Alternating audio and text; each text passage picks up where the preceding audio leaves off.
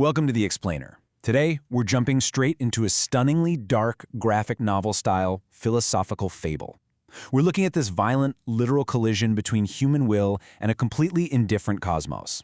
If you've ever felt that weird tension, wanting your life to mean something in a universe that just frankly doesn't seem to care, you're gonna absolutely love this.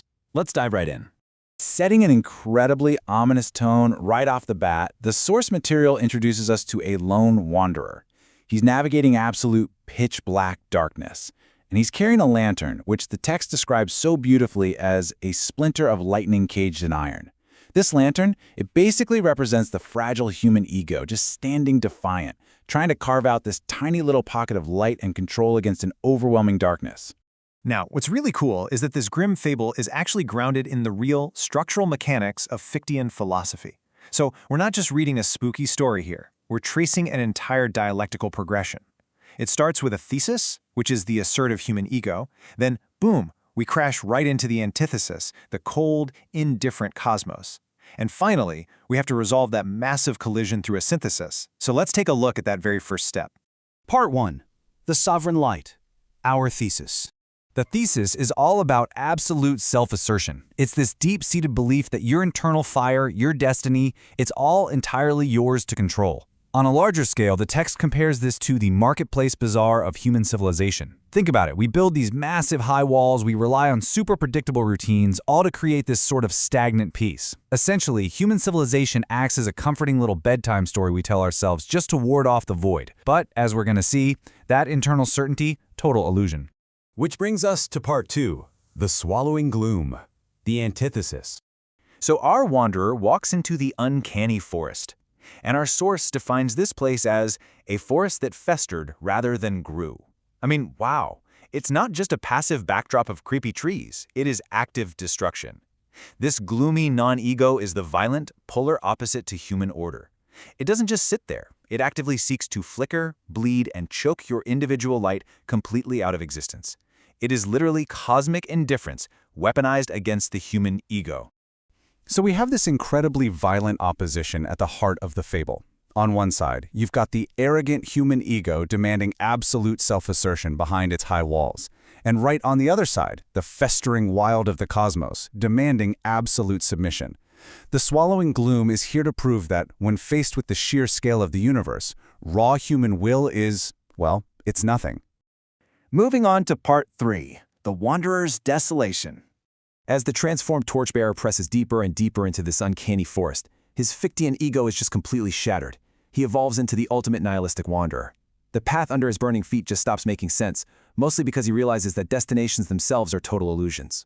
The universe holds no inherent meaning, there's no grand design, and it has zero sympathy for his struggle. That proud declaration of independence he had, it turns into this freezing cold realization that he is completely alone in an infinite blank void. Let's look at part 4. The illusion of the horizon. Now, you know how in classic fairy tales, the hero reaches the horizon and finally finds salvation? Yeah, not in this grim fable. The nihilistic wanderer sees the horizon for exactly what it is. It's a mirage in a dying world. It is literally just a boundary line drawn by weak minds who are terrified of the dark. True freedom, the text argues, requires you to completely abandon that desperate hope for some higher external purpose or sanctuary. Chasing the horizon, it's just a comforting distraction from reality. Part 5. The tyranny of false idols. Along the twisting roots of the forest, the wanderer makes this chilling discovery. He finds the ruined shrines of previous travelers. These were folks who essentially laid down their lanterns and surrendered their autonomy to cosmic terror, worshipping the forest itself. And let's connect this directly to today, because this is classic modern human self-deception. We fabricate gods out of fear, we invent cosmic parents, and we cling to these totally arbitrary moral laws just to give our own suffering some kind of meaning. In a meaningless universe, doing that is a modern plague that completely suffocates the human spirit under the weight of false idols. So what does our wanderer do? He literally spits ash on these altars, because bowing to the dark is just as cowardly as hiding behind the walls of civilization, waiting for the predictable sun to rise. He boldly rejects all external gods. He absolutely refuses to bow to false idols, showing us how absolutely crucial it is to claim your personal autonomy even when you're completely surrounded by terror.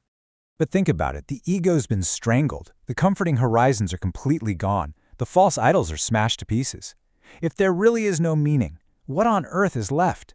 And this brings us right to the dark apotheosis of our fable. Part 6. The Sovereign Void. Our Synthesis. Okay, so our dialectic is finally complete. We started off asserting the sovereign light, we crashed headfirst into the swallowing gloom, and now we arrive at the synthesis. The wanderer doesn't conquer the forest, right? Because the forest refuses to be mastered.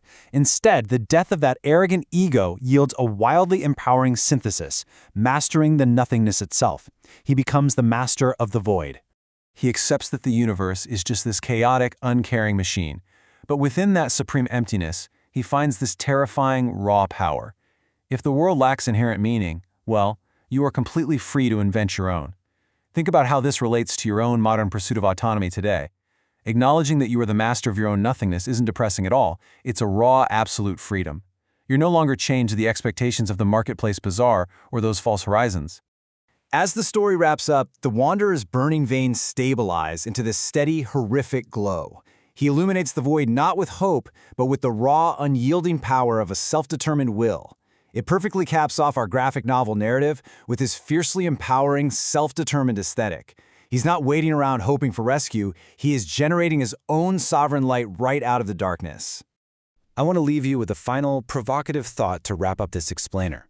When you are faced with the indifferent cosmos of your everyday life, are you going to surrender your autonomy to the tyranny of modern false idols? Or will you forge your own light and master the sovereign void? The choice of how to build meaning in the dark is entirely yours. Thanks so much for exploring this wild philosophy with me.